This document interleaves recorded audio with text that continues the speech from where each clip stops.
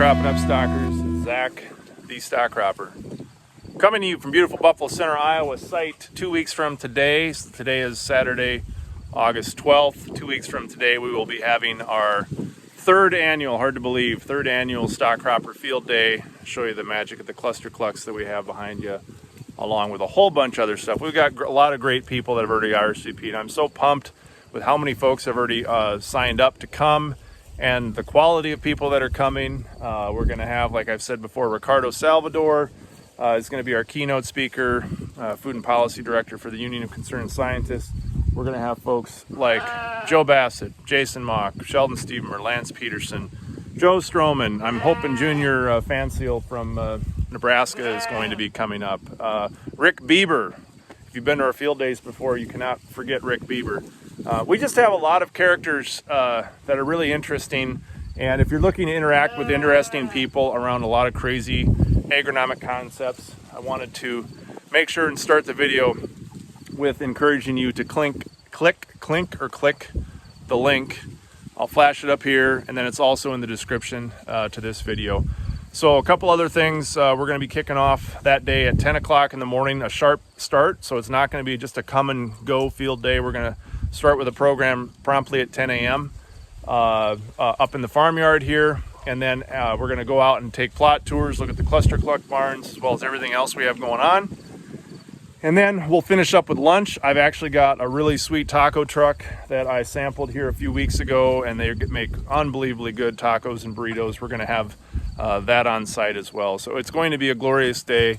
If you can make it, we would love to see you. RSVP to the link down below. And now we'll get to the rest of what we've been up to. So the first comment is that things are still green, and we have been unbelievably lucky in the fact that it rained here. We were in dire straits about a week ago, and last weekend we caught, I think, about 4.5 inches of rain here at our site at Buffalo Center. And then 2 days ago we caught another inch. So to all those out there that are struggling with drought, I was with you until a week ago, and then we got saved somehow. So my thoughts are with you folks if you're still struggling to catch something. But thankfully, selfishly, for our purposes and the purposes, all the work we put into this plot, because it rained, we're going to have some fantastic stuff to take a look at our plot day coming up here in 2 weeks. So as you can see, we've made it in the last 2 weeks all the way down the 750-foot lane and made round to the corner, and now both barns are coming back side by side. So when you come to the field day, it's gonna be very easy. You're gonna be able to stand right in between this path here and see all that is the Cluster Cluck Nano and the Cluster Cluck 5000. So the last video I showed on the Cluster Cluck 5000 that we had hooked the whole wagon train together. So we've been moving this thing now as one contiguous unit with the chickens attached with our 2x4 hitch system. This has been working really well. Actually, we haven't had any issues with the chickens. You can see they're just chilling and hanging out, enjoying the beautiful day that we have here with it being overcast and a little bit cool. But this has been working well. We haven't had any predator issues with hooking them together. We've been able to maintain our seal with the ground. Update with the pigs. So the pigs finally got ringed yesterday. So I showed that last year. If you want to see what pig ringing is look like, go back to last year's video and you can see that process. But we rang the pigs' noses so that they would stop rooting, because when we got the inch of rain a few days ago, they were getting to the size now where they really start to do damage. And this is not what you want, where they make a wallow and seal things off. This doesn't build soil health doing things like this. So we decided to go ahead and ring them, so when you come to the field day, we should not see the amount of churning that they were doing. Still allows them to come out and graze. They're still coming out and rooting around and able to eat some of the dirt. They're just not going to stick their nose 6 inches down. Next thing to show you is an update on our winch system. So this is something that we thought we had licked, and I'm hoping by the field day we will, but we used this anchor system that I showed, and we had the anchors worked well for about 4 or 5 days of moving this along with the winch. But we were going up a slight hill when we finished the last run over there, and we actually snapped one of our 46-inch anchors, and then we tried to pull it with the other, and we snapped that one too. So we're back to pulling this week with the 560, which is not where we wanted to be.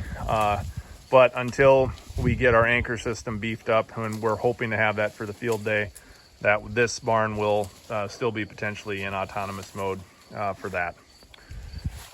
Cluster Cluck Nano has been working well. We just keep moving the thing forward with the autonomous controls. So we made the run change. We got our new AB line snapped in, and it's been working well moving across here. So I've got it set today. I'm going to be taking off. I'm going to go to a White Stripes, or a Jack White concert, I'm sorry, up in the cities tonight. And this thing's going to move on its own, take care of itself the rest of the day. My dad's going to have to come out tonight and move this barn around manually. But that's the goal with these things. You want to be able to go to Jack White concerts and still run a cluster cluck, so they've got to be able to take care of themselves when you're not here.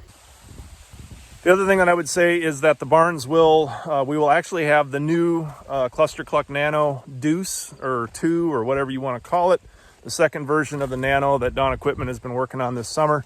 I talked with Joe, and I also talked with Jason Mock, who's purchased them, and we're just finishing the first one up here this week. And so I think it's going to make most sense. We're going to probably bring one of them out here so you can see the changes and to the design of how we've cut weight, and just made things a lot more intelligent from an engineering standpoint on the new version. So we're going to have the new Cluster Cluck Nano 2 here for you to view as well. So we've been grazing since the first weekend, or the last weekend in June, I think, is when we started. And we're back to the A point of where we started this line. So you can see we've got some of this sorghum Sudan grass that did come back and is starting to grow up.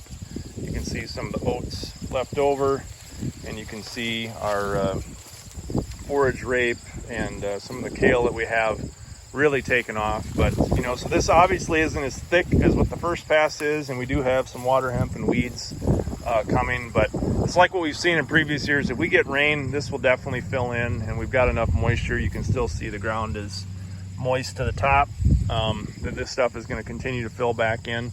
And my guess is when we get back to this lane shortly after Labor Day, we're going to have plenty of vegetation to come in here and graze. There's lots of reasons to come to our field day in a couple weeks, but if you're not interested in the cluster clucks, which are super cool, but if you're not into that and you're looking for concepts that are easily adaptable, or more easily adaptable into a traditional row cropping system, I am super pumped about what we have with our 60 and 90 inch twin row plots, where we have multiple different hybrids planted across. So we've got a comparison with 30 inch, 60 inch, and 90 inch. And then we've also got these mixes that we've interseeded, and we finally caught rain so they could actually express themselves and grow up. And by the time that folks are here in 2 weeks, things are really going to look sharp. So this is why I'm excited. We have 3 different blocks of populations in a twin row with variable spacing. And the things that we're seeing, especially with this forage mix that we established right before the 4th of July, is there is just a ton of potential, I think, to this system once people figure out how to make it work. So we've got all of these plants in this twin row arrangement that have reacted to the extra light, the edge effect on both sides of the row, and they're just shooting double ears like you wouldn't believe. So we've got, twin row 90 inch corn with double ears coming on that are going to be viable. And then we're growing this forage mix that is, have, especially this year with hay prices, in a system like this, to be able to harvest, potentially 200 bushel plus corn, and then have the value of something like this, or with what we have across the row here. This is our nitrogen builder mix that we seeded about a week after the stuff we were just in, but we didn't catch a rain until now, so it's just finally starting to come. Where you can see the vetch and some of the clovers and the soybeans. I think that's sun hemp straight ahead that's coming. So there's, this is going to be significantly better now that we have moisture as well. But we've got a couple really cool concepts that both in the 60 and 90 inch canopies that you can come out and see these cover mixes and how they're reacting to the different plant density spacings as well. So we come out of the 90s and we walk over into the 60s, and the growth is significantly different. It's about half the size when you get into the 60-inch corn. A lot of people, it looks like this is 30-inch corn walking through it, but it really is just 60 because the leaves branch out and do their thing. But even in the 60-inch twin row, we're shooting double ears on some of these plants as well. Some of these won't make it all the way, but the flex, I mean, my God, these things are just silos coming off these plants. So I'm really, really excited. If you're looking for something that you could do on your own farm that doesn't involve autonomous barns, but you're looking for unique concepts, you really should come just to walk around and let your imagination run wild in 60, 90, and 30-inch plots. So for those that follow me on Twitter, I put out a tweet earlier this week. I had a request for an update on how was the corn soybean plant together mixture going. And so this stuff really looks phenomenal as well. So soybeans are about waist high on me now and are starting to set pods. They're still flowering, taking advantage of the late rains. You can see right here, we're still popping flowers out the top. These beans were drilled into this about the middle of June and are really stretching up and taking advantage of these breaks that we put into the canopy to allow more solar light to come through when we culled those plants. And we are just getting ridiculous flex out of these corn plants in this arrangement. This is 90-inch corn. Most of these plants all have 2 viable ears on top of them. So the math and how this stuff is going to work out, especially in this 90-inch arrangement, in my opinion, is what looks the best. The 60s are shaded pretty well, but we'll see.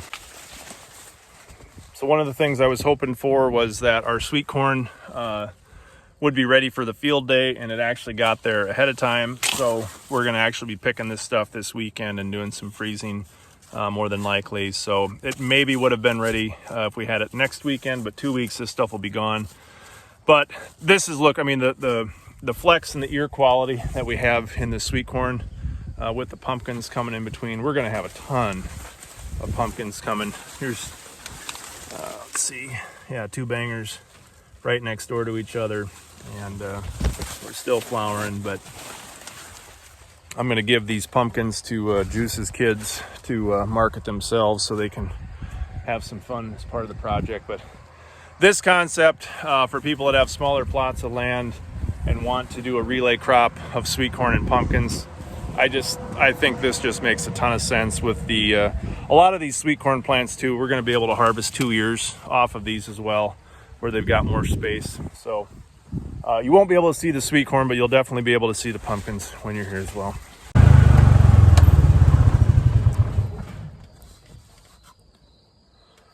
Blah.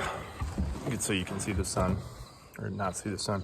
So there's a ton of stuff. I think you can hear the enthusiasm in my voice. There's a lot of reasons to come. I'm much more excited about what we have here to show. If you came last year, we've got about double the amount of concepts that we have in different variations, whether it's the barns, whether it's the cropping patterns. We've got our field pea and barley mix that's here to look at, just a ton of stuff. So do yourself a favor. Lots of great people already planning on coming. Join the crowd. Hit the RSVP link in the description on this video at Eventbrite. Let us know you're coming. A couple hours of fantastic camaraderie and imagination with creative people, followed up with super awesome burritos and tacos to eat with our taco truck. I'm really getting excited for what we got coming here in 2 weeks. And the fact that it rained and that it's not all shriveling up into nothing. So hit the link, RSVP. We'll see you in beautiful Buffalo Center, August 27th, 10 a.m., Buffalo Center, Iowa. Be there, be square. Thanks for watching.